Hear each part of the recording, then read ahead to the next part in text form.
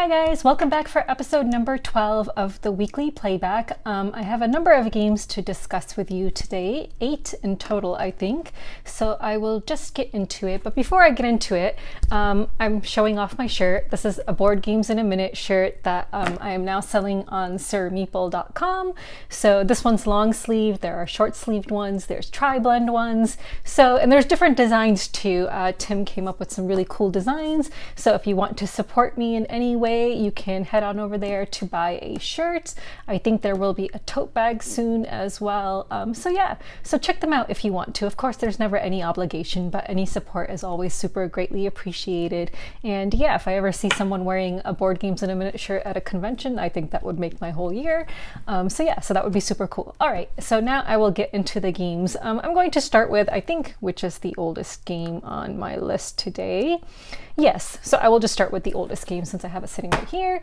I will talk about Dixit. So everyone knows Dixit. Well, okay, not everyone, but I think it's a pretty well-known game. I even saw it in an episode of, God, what is that show? Killing Eve. Yeah, it was in an episode of Killing Eve even. So Dixit came out in 2008. The designer is Jean-Louis Ribera, and it is published by Libelud Games, and I'm sure I'm butchering all of these names. It is for 3 to 6 players, and it's like a storytelling kind of clue-giving kind of game. I mean, it doesn't have to be a story. Basically, you're just gonna, I won't go into too much detail since I'm sure like a lot of people have played this game.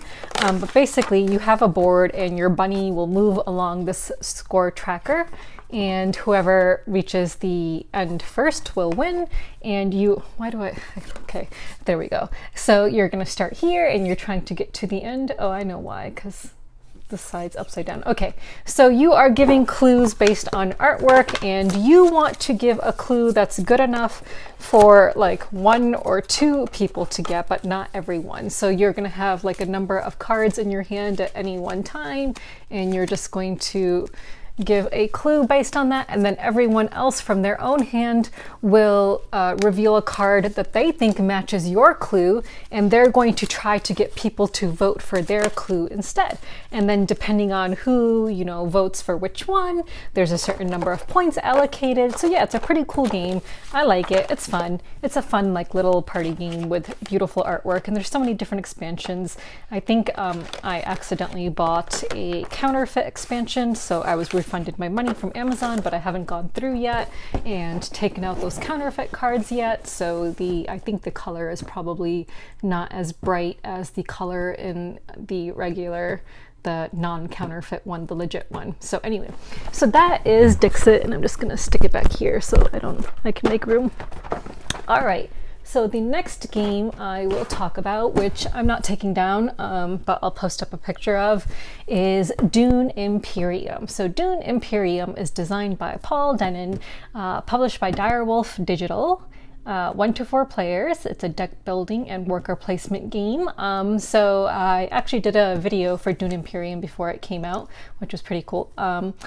A 1-minute overview. So I played a 4-player game of it. This was actually my first time playing a 4-player game of it. And it's a very tight game. Like, I felt like every decision you make really matters. Like, so you have different areas of the board. You have like these clans, I don't know if they're called clans, tribes, or whatever, like different factions that you're trying to influence and get up on those tracks. There's a combat area, there's just different kinds of things you can do. You need to collect resources to be able to do different things and play cards from your hand. The cards are dual purpose, so they can either allow you to go to a location or allow you to, once you will reveal all the cards at the end of your turn if you don't want to take any more actions, and then you can get the resources, and you might be able to add to your combat points, and then you resolve the combat, and you get points or some reward from that depending on who won the combat. It was a very tight game, and I just feel like I just needed one more thing. I always feel like that in games like that, where I just needed like one more turn or one more thing, and I could have done well. Oh gosh, I'm gonna sneeze. Okay, no, it went away. Okay. So I really like Dune Imperium. It was really fun playing it at 4 players.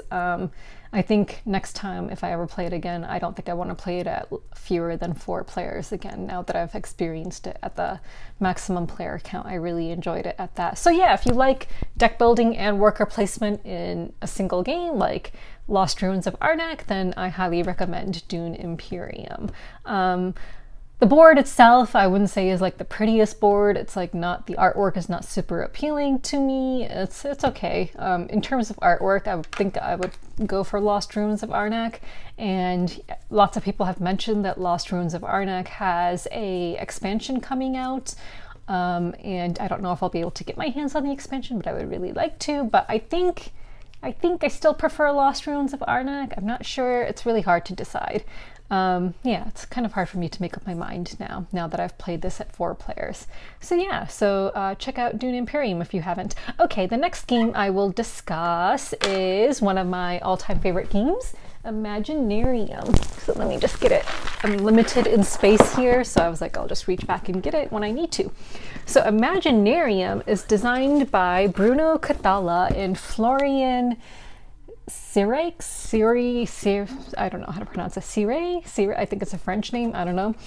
It's for 2 to 5 players. It's a worker placement game. I think a little bit of an engine builder too, honestly.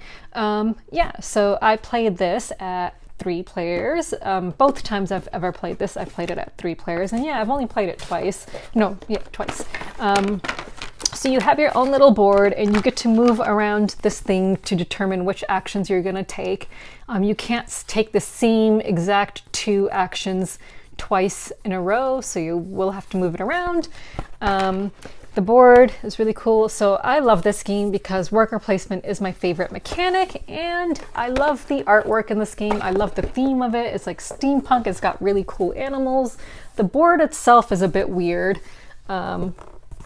So it's got this weird like mouth thing, which I don't know what that's about. That's really strange. But otherwise, the board is cool. But yeah, I'm not a huge fan of those teeth. Why? I don't know why they're there. So yeah, so in different parts of the board, you will have cards that you can buy.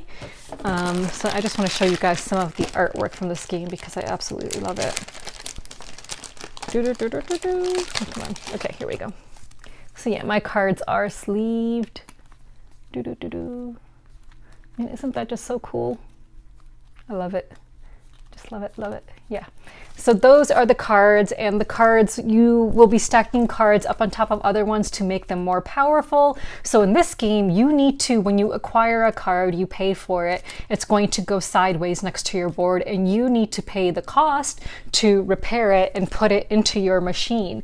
And once it's in your machine, you can then, you know, once you've repaired cards, you can organize repaired your machine parts, then you can reorganize them, you can attach them to other machine parts. Like this will show you on the side what kinds of other cards you can attach it to. Those like, so they're all labeled. So like this one's a T3 card, as you can see there. So you're going to try to attach it to other things so that you produce more resources, because basically at the beginning of the turn, your machine is going to start working, and you're going to get the resources that your machine produces, which then of course you use to, you know, buy other things. And let me see if, so there's also these assistants you can hire, these cool looking animals that will be able to give you some special ability, and of course you need to pay the cost for these assistants.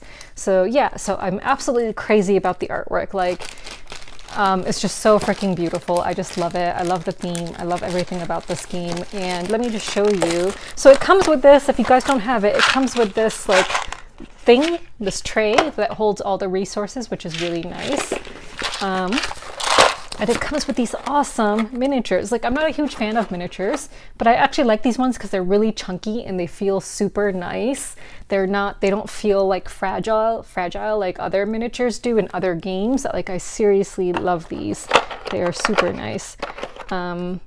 I don't paint miniatures, so I don't know if anyone has ever painted these and what they would look like painted, since they do come in different colors already. But yeah, so I have the expansion as well. The expansion introduces a 6th player and a green character. So then there's a green miniature. So yeah, so if you like worker placement games and engine building games, I think this is a great game, because you are, I don't know why engine building is not listed as a mechanic for this game, because you are building up an engine. You are like, you know, putting together machines and maybe disassembling them if you want to. So there's like, you know, action where you can tear apart your machines if you need to. So yeah, I mean, essentially I think it's an engine building game, so I'm not sure why it's not listed as that on BGG. But yeah, so I really like Imaginarium. I know it's an, oh sorry, did I mention, oh, it's a 2018 game. So it's not new, but I really like it. Oh, and Nicodemus is coming out soon. So Nicodemus is going to be a two-player variant, two-player game, like standalone game of Imaginarium, which is of course going to be published by Bombyx Games. So this was published by Bombyx Games. I don't know if I mentioned that. Okay, so that's Imaginarium.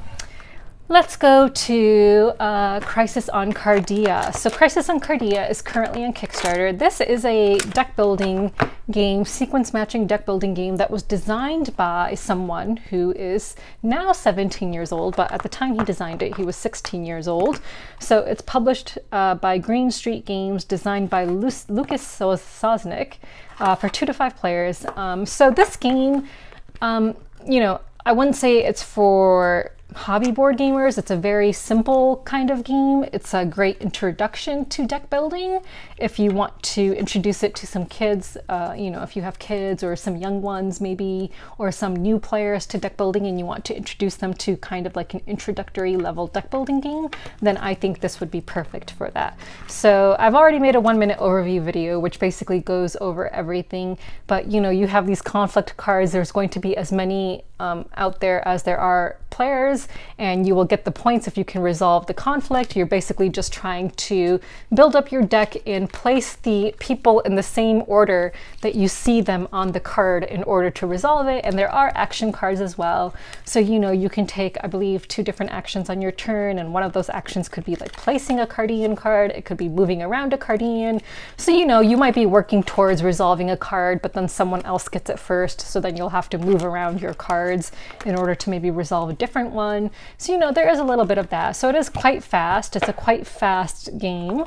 But yeah, again, a little bit on the simpler side, but you know, it does support a good cause. So for each copy that is sold, 1 will be donated to a public school. So that's a good reason to back it. And of course, you know, supporting a kid who is, you know, entering the world of board gaming, which is pretty cool.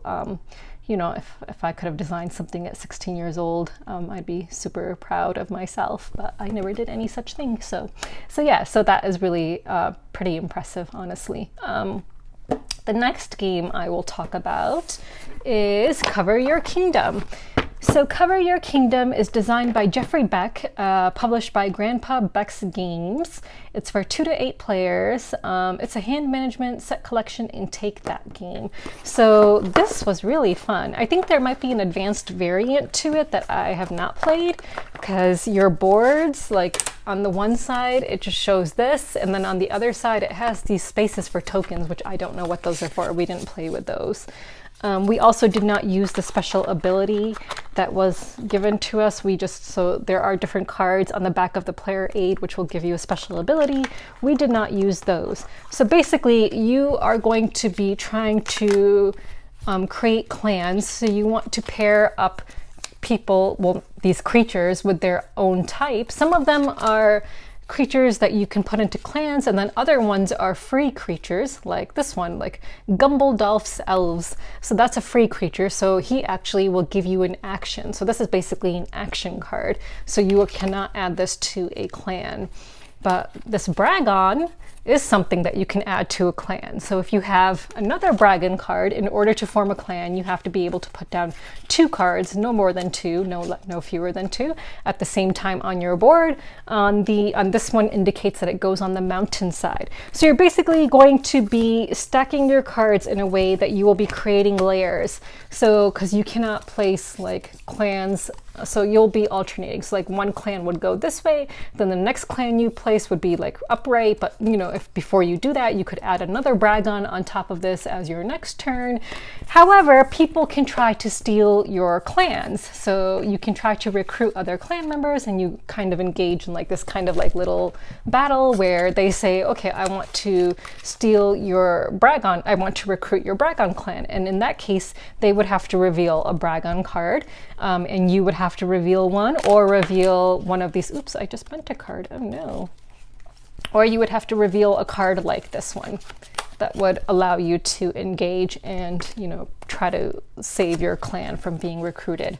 So it is super cutthroat. Oh my God, like you can really end up recruiting each other's clans and adding to them, and the pile of that clan will get thicker and thicker, and you know, then, you know, it'll be worth more points because the points are in the corners. And so at the end of the game, when all the cards have been run out and all the cards have been played, then you just total up your points. So, you know, you might see someone's clan just getting thicker and thicker and you want to recruit that clan, but it's always a risk because if you try recruiting someone's clan and you do not succeed, you lose the cards for which, you know, you were using trying to recruit their clan. I would say it's a really fun game. I really liked it. It's a fun, like, kind of filler set collection take that game. Like, I really liked it, and I like the humor in it. Like, you know, all of these things are like different, you know, named different things than their actual thing. Like, instead of like the Cyclops, it's a Cyclops, but spelled differently. And it says, I wore an eye patch once. I was blindly following a trend. So there's just like little bits of humor on these cards, and there's different ones. Like the Cyclops is different than the one I just showed you. So yeah, I really like that. I really like how there's this really cool, whimsical kind of interesting artwork and humor in this game, and I want to find out what the tokens do and how to play it with that. So I think that this is a really good like filler set collection game that I would definitely play again. Okay, the next game I will discuss. Oh yeah, and I just picked this up because it just looked interesting. I was just browsing Millennium Games, which is a game store in Rochester. Had no intention. It's not like I was even looking for this game. I picked it up, read the back of the box, and it just seemed really interesting. All right, the next game I will discuss is Cascadia. So Cascadia, where is it? Let's find it. Cascadia is designed by Randy Flynn, published by Flatout Games and Alderac AEG for 1 to 4 players. This is a tile placement, patron building, abstract kind of game with like different kinds of scoring cards. So yeah, so I think everyone, well, not everyone, I need to stop saying everyone. I think most people know about Cascadia, so I probably won't go into too much detail. So yeah, so you have these tiles, and above these tiles, and you guys can always just go and find my 1-minute overview video. So you're gonna place these tiles and, you know, start forming your own terrain. You want to like match up matching terrain types if you can. So you want to put water next to water if possible, because, you know, you will get points in the end for like having, you know, for your largest contiguous type of a different type of terrain. And then you want to place tokens on top of these. And so there's different types of animal tokens, which are really nice. These tokens are super nice. They're like wooden tokens. So when it's your turn, you will have a tile and token pair to choose from. However, if you have a pine cone, a nature token, which you can get, let me see if I can find a tile that would show that. Okay, so there's some tiles with these like little triangles on them. If you place the matching token that goes on this tile, you will get a nature token, and you can spend these nature tokens to mix and match the tile and token combination that you are going to pick on your turn. You can also use it to refresh the market, basically, of tokens. So yeah, so that's pretty cool. Yeah, it's a really good game. I feel like it was a very close game. You have different scoring cards that you are trying to achieve. The downside about this is, I would say, like, I remember even when I had the prototype of this game, like some of the scoring cards are a bit confusing to understand. You have to like sometimes like read the explanation in the rule book and just really like look at the other ones to try to make sure that you understand it correctly. So yeah, so, you know, I played with a couple of other people, and we had the same issue this time as we did when we were playing the prototype, just like a little bit confusion. I feel like, you know, maybe some of the wording could have been a little bit better, but otherwise it's a really great abstract game. I like it. You know, if I'm in the mood for like an abstract game like this, I would definitely pull it out. I've heard from people that Luna Capital, which is a game from DeVere Games, has like replaced Cascadia and Calico for many people. So Luna Capital is being sent to me, so I'm hoping to play that, and then I can compare that to Cascadia and this game and Calico rather. and see which one I like better, because, you know, kind of similar in some ways.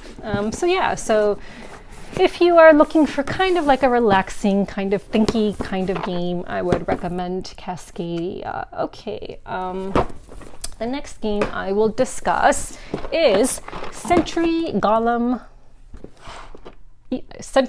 Edition Eastern Mountains. All right, so this game is designed by Emerson Matucci.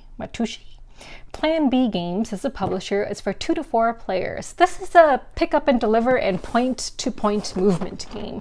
I don't know what I thought this was going to be when I got it. I didn't realize it was going to be like a pick up and deliver game. I just knew that it looked really cool and I wanted it because it comes with these really cool crystals. So yeah, like it comes with these super chunky crystals. Let's just check out these super chunky crystals. They're like super chunky. I like them. So yeah, so basically you will have, you know, you can have a variable setup. Like each time you play, I think you're going to have tiles that will allow you to do different things. So you will move your caravan from tile to tile, basically trying to convert crystals into different kinds of crystals so that you can get points, because there are going to be these things. So these are going to be on some of the tiles, and you want to deliver that many crystals in order to get these points. Once you do that, you get to keep the thingy, the token, and then it gets replaced with another one. Yeah, and so you have your own board, and you will have like little houses or whatever, buildings, and you will remove those and place those down so that you can actually take the trading ability on that tile. So you need to place down your little building in those squares in order to be able to take its trading ability. And when you do that, you'll also get points. And when you do a whole column, you get to take a bonus. And the bonus can be something like this, like every time you harvest, you can get an extra green gem, or you can add some more space to your board to be able to hold more crystals, since you are limited to how many crystals you can hold over here. So yeah, so it is a fun game. I definitely will play it again. I honestly don't know over time how much replayability it will have, like whether it will keep me interested, that I'll want to keep on pulling it off the shelf. But you know, the friend I played it with, he liked it. You know, he said that he enjoys like those contract fulfillment kind of games, and it's kind of like a race, because you know, you don't know who's going to get to the token first. So you know, that happened. I think I won actually. So you know, you are eyeing those things and you have to get the gems before the other player does, so that you can reach there. So you know, some of your actions will be movement points and stuff. So yeah, so it's a cool game. I do like it. I will play it again and try to determine, you know, whether it has staying power for me or not. For now, it definitely has staying power, because, you know, I just played it for the first time. I actually bought this last October when I was in DC, Washington, DC, so I bought it from the game store over there. I don't remember the name of the game store, but yeah, but that's where I got it. So yeah, so cool game, and I've read and heard, so I know that they are combinable. So the other Century games should be combinable, like mixable with this one. I don't know what will happen then, if, you know, maybe that will increase the staying power of the game, maybe that will increase variability. So maybe I do, you know, maybe they're designed in such a way that they encourage you to get the other ones so that you can like mix them together and play them together. Yeah, so that's pretty clever. It's a good marketing strategy, I guess. So yeah, so I do like it. I like the artwork. I've never played the regular Century games, Century Spice Road, I think it's called. I've never played that, but I do like this, and I really like the artwork. So yeah, so for now, it's definitely staying. Okay, I think what else is left? I think the big one now is left, yes. The big game is left. All right, so the last game I played is Bitoku. Now, I have not played a full game of this yet, so I'm just only going to give you my very initial thoughts on this game. So Bitoku is a 2021 game. I believe it's being premiered at Essen. I could be wrong. It's not going to be available in the USA until late November, early December, I believe. It's designed by Germain Milan. I hope I pronounced that right. Germain Milan. That's a cool name if I did pronounce it right. It's published by Devere Games. It's for 1 to 4 players. It is a dice worker placement game, and Also on the website, it's also listed as set collection. I don't feel like I got to the set collection part of the game, so I'm not sure where the set collection part comes in. I did not get to that part yet. And then of course I posted about this in the board game group on Facebook, and David Turgsey, who designed the solo mode of this game, said that there's also some deck building. Yeah, I guess there is some deck building. I don't know if you can, again, we didn't get to this part of the game. I don't know if there's a way to discard cards. If there is, then definitely I can see the deck building aspect. If there's a way to discard cards that you no longer want. So it's a really, big game. It's, interestingly enough, it's rated 3.22 for weight on BGG. But Merv is rated 3.4 for weight on BGG, but I would say this is more complex, more heavy than Merv, so I'm not really sure how they come up with these weight ratings, and I'm not sure I agree with it. To set up this game and go through the entire rulebook with the 3 other people I was playing took almost an hour and a half to an hour and 45 minutes, and then we were again referencing the rulebook over and over while playing the first round of the game. We only played 1 round, so there are several rounds in the game, and each round has several seasons. But yeah, you can see how thick the rulebook is here. Like, so let me just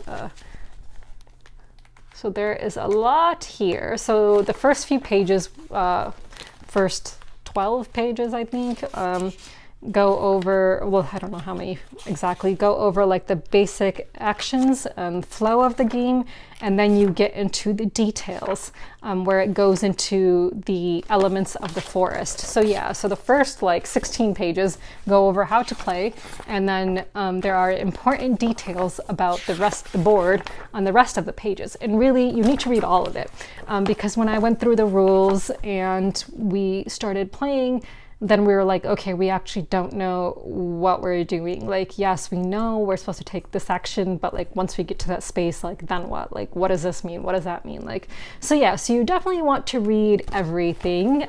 It's a total of 31 pages. So yeah, but you definitely want to read it all. Okay, so, and it comes with these player aids.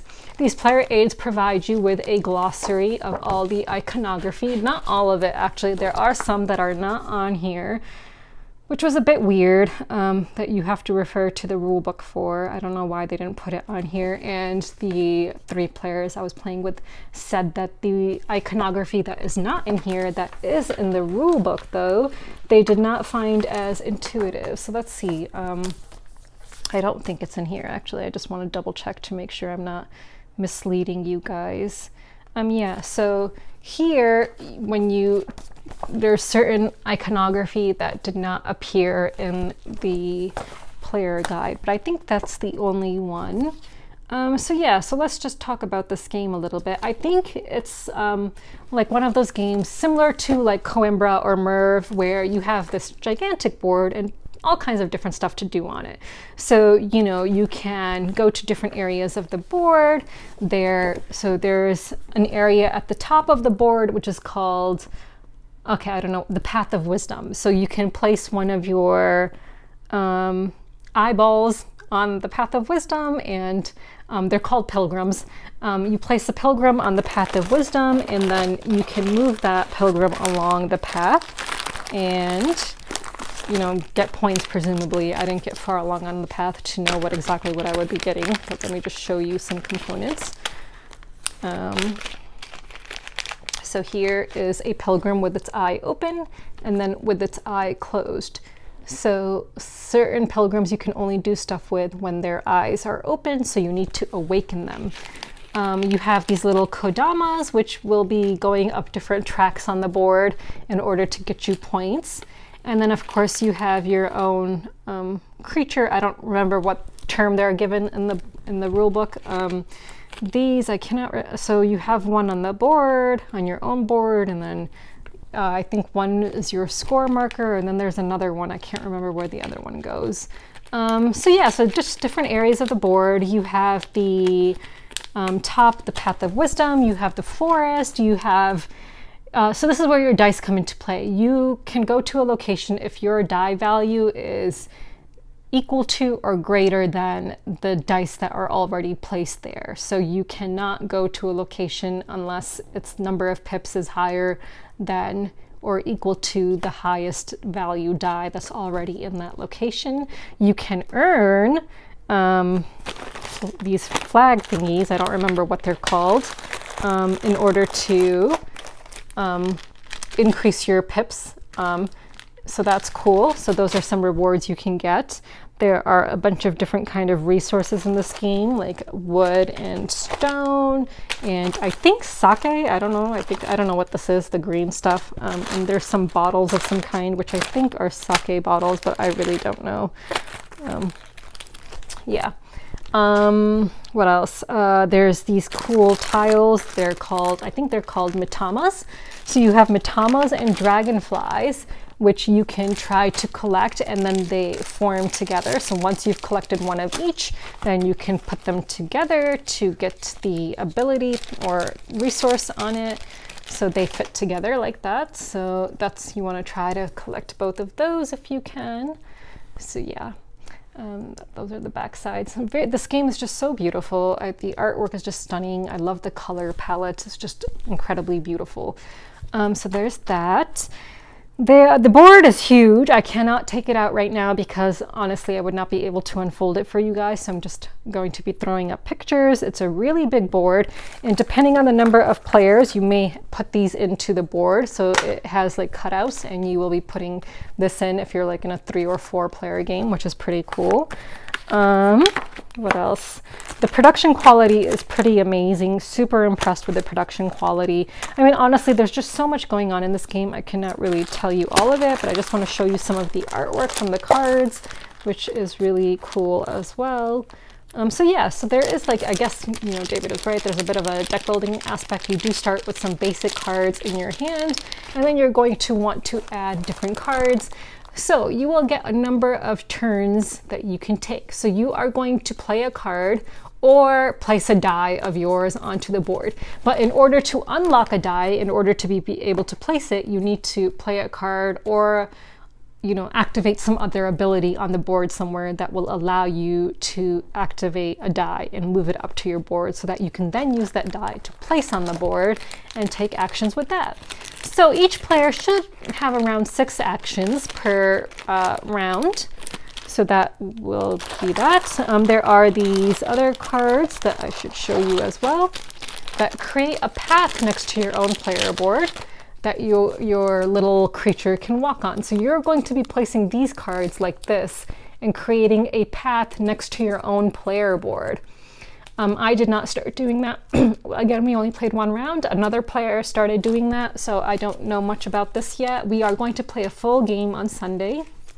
So in my next video, I'll be able to talk in more detail about that. But again, super cool artwork. Sorry, I had something in my throat. Yeah. So yeah, the artwork is just stunning. There are objective cards, which actually are public, so it's like weird, like you have your own objective card but you keep it face up next to you. If you achieve it, you get the points. If you don't, you lose the points. So there is a lot going on in this game. It seems like a heavy game to me. I really think it should be rated higher than a 3.22 in terms of complexity. Again, I'm really curious how they even come up with these numbers. So yeah, so again, there's a lot here. You know, I'll throw up pictures. There's buildings you can build, and then other players can also go on those buildings, and then they'll get something and you'll get something if you own the building. There are these crystals you can buy, which will, you know, give you special actions or points or resources.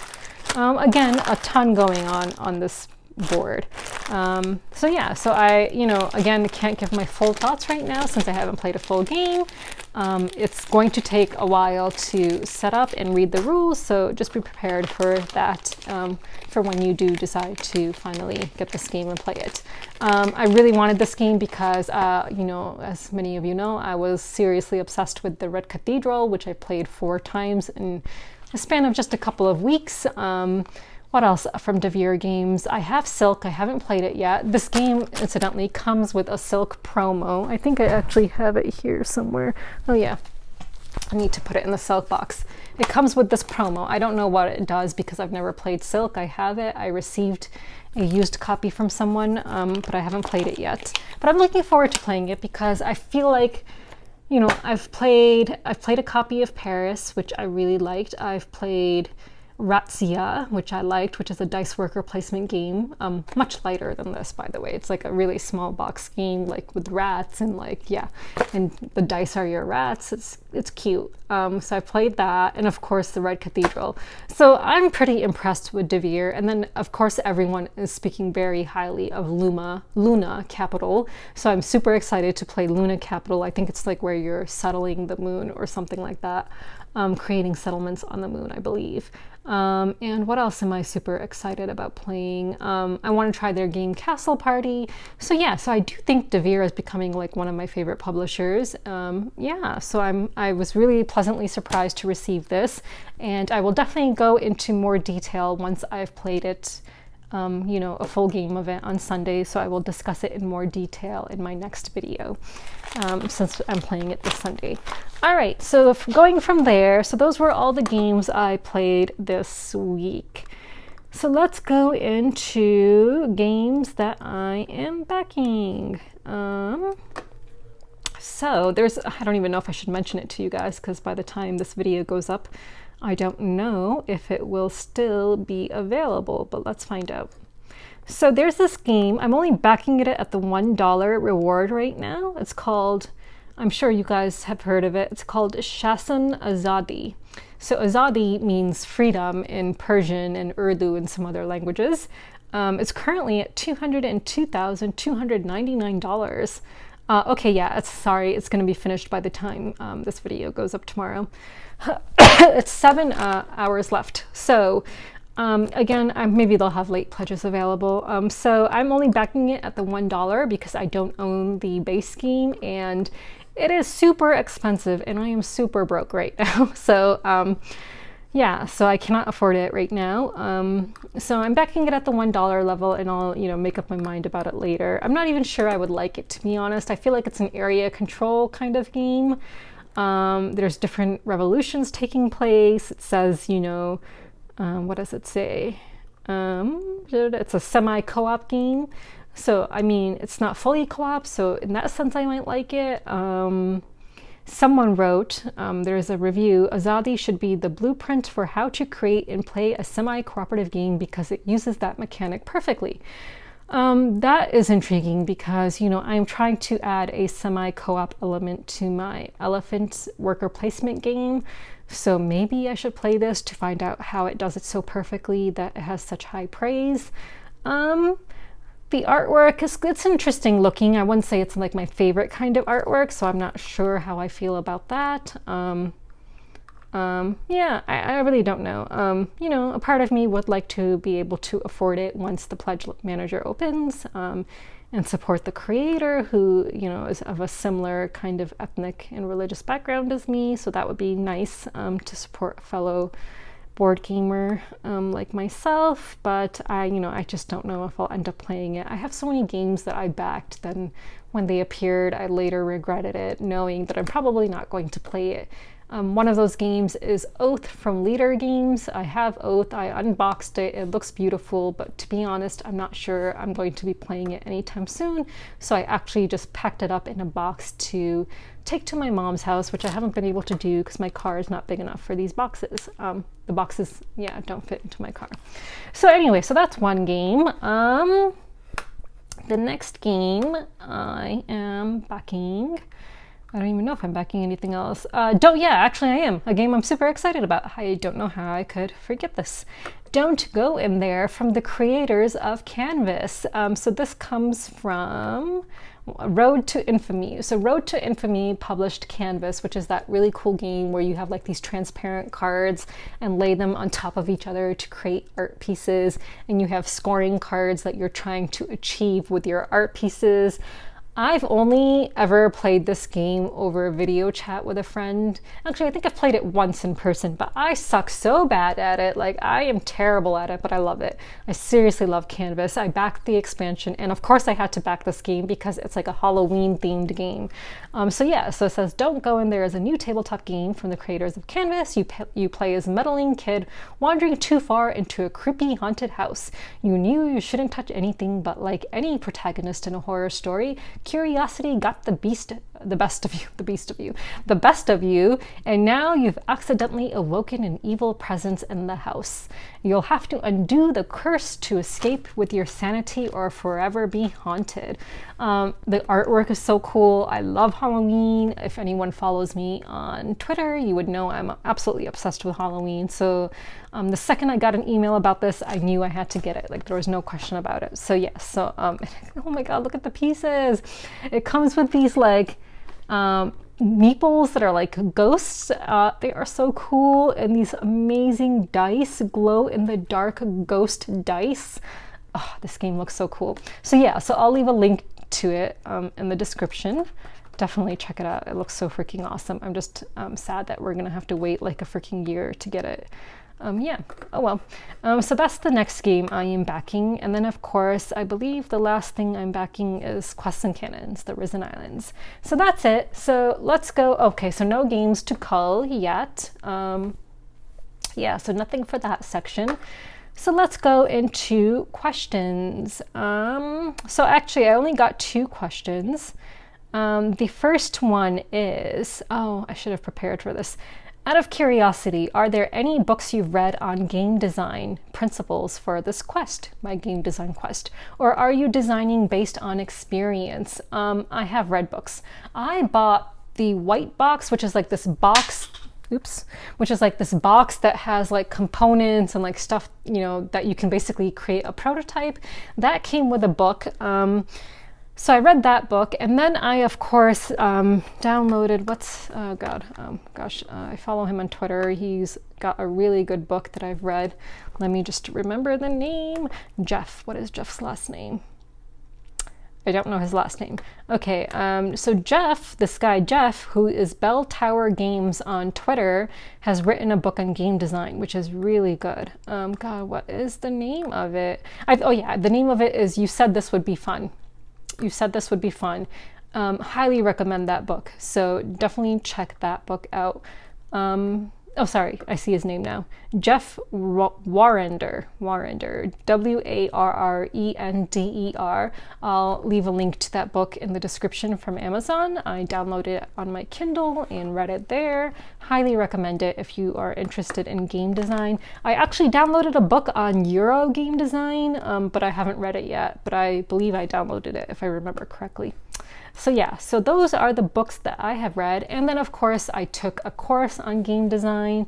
I took Jay Cormier's course that he was teaching, not this past summer, was it last summer? It was last summer. Time is just a blur since lockdown began.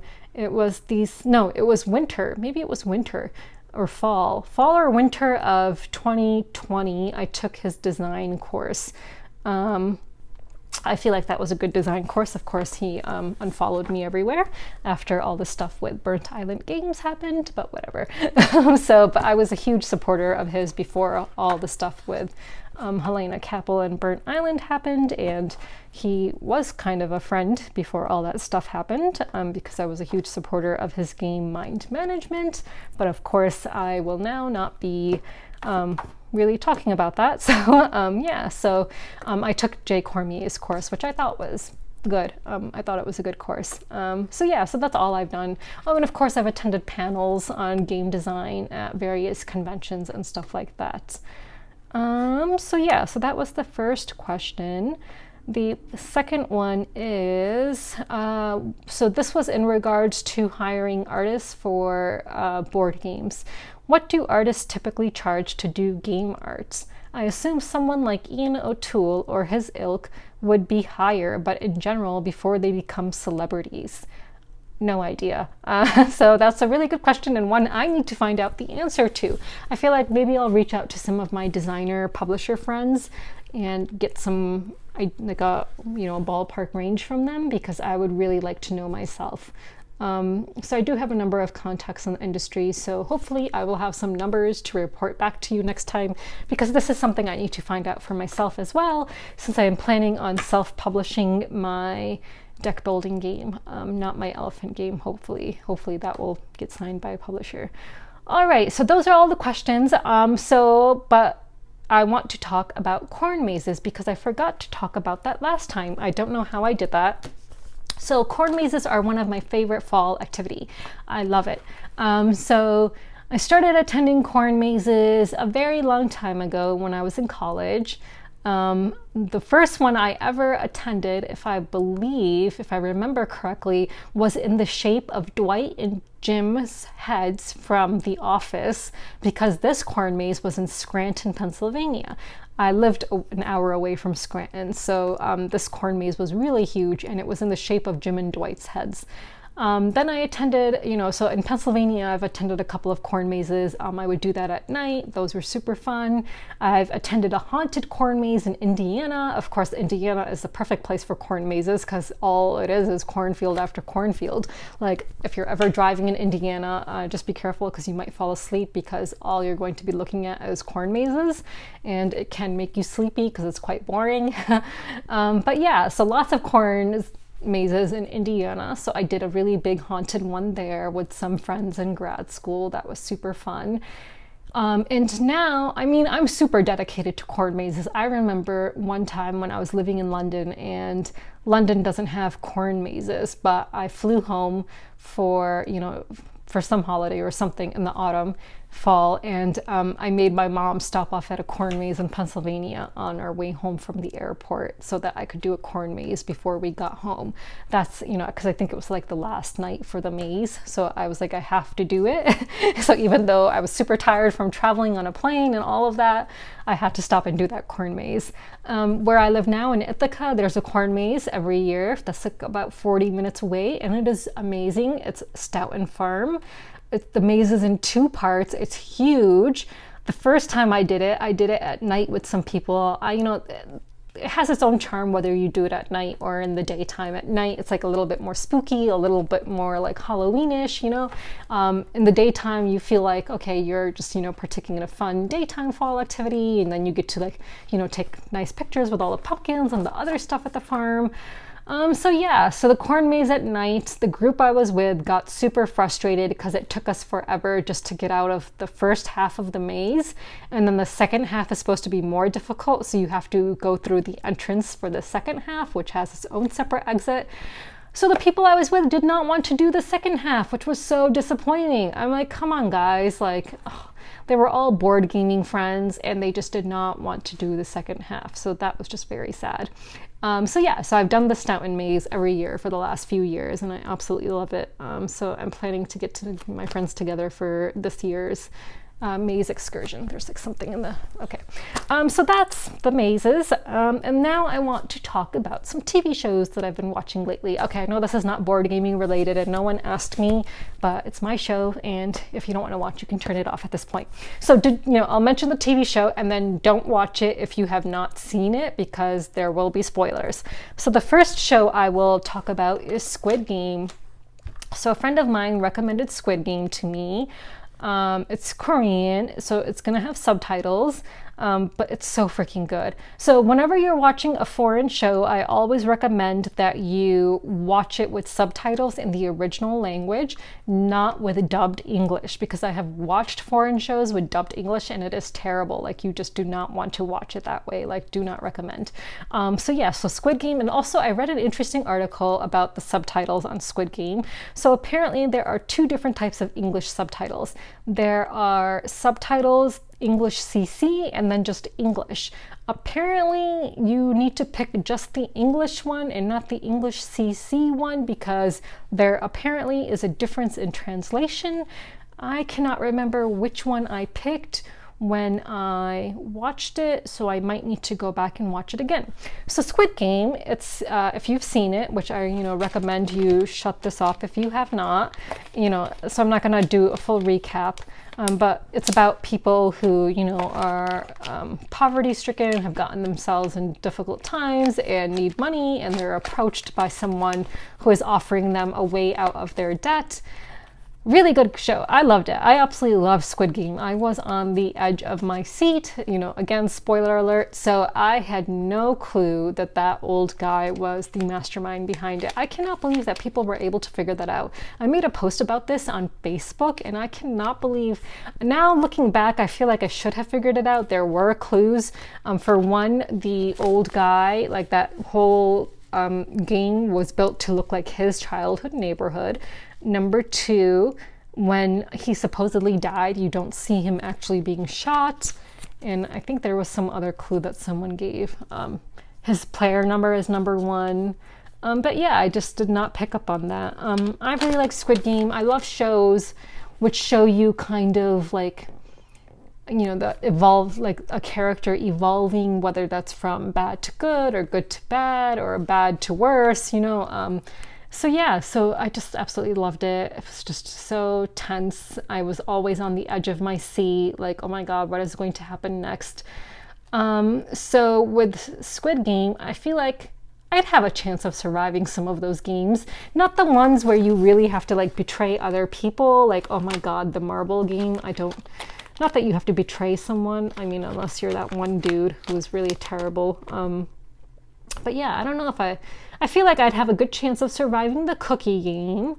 Probably the very first game. I think I could survive that. What else could I survive? Tug of war, if I had someone smart on my team, maybe, because I'm not strong. I have like no muscle. I do go to the gym, but still working on trying to become stronger. So the strength one's no good. Oh my God, that the glass one, the glass bridge one, no. Stepping stones, definitely would not have survived that. I have a really bad short-term memory. So I guess that wouldn't be a huge problem if I was in the end and I could just start hopping on the glass while people are still on it or in front of me. But if I could not hop on it until they reach the end, then I would be utterly screwed because I have a really bad short-term memory. I don't know if that's a result of the pandemic or what, but like I feel like it wasn't always that way. So yeah, so if hopefully you haven't watched this if you haven't seen the show, but highly recommend Squid Game. Then right after that, I watched Alice in Borderland since someone recommended that to me. I liked it. It got a little bit weird in the middle, and then I went ahead and spoiled things for myself. So I'm not going to spoil it for you, but one of the things I didn't like about Alice in Borderland is that it's not rooted in reality like Squid Game. Like, okay, Squid Game may not be very realistic. Like, what are the chances that there's some super rich people out there that can create that kind of a facility to host those kinds of games? But still more rooted in reality than Alice in Borderland. So again, spoiler alert. So Alice in Borderland, these people like kind of get transported to like an alternate kind of dimension or universe, and then they're made to compete in games. The games in Alice in Borderland are so freaking hard. I would have been dead in an instant. So yeah, no chance of survival for me in Alice in Borderland. And again, I don't, the fact that it's not really rooted in reality makes me like it a little bit less than Squid Game. And then I read spoilers about what happens in the graphic novels, which quite honestly made me like it even less. But, again, TV shows oftentimes take liberties with production, and so it might not be just like the graphic novel, so it might end differently, or some explanations might be different, so maybe I'll end up liking it. I do intend on watching season 2, so I'm definitely going to finish it. I'm invested. I just don't think I'll like it as much as Squid Game. And speaking of Squid Game season 2, the director said that if there is going to be a season 2, it would be after his next feature film, and he would want a whole writing staff.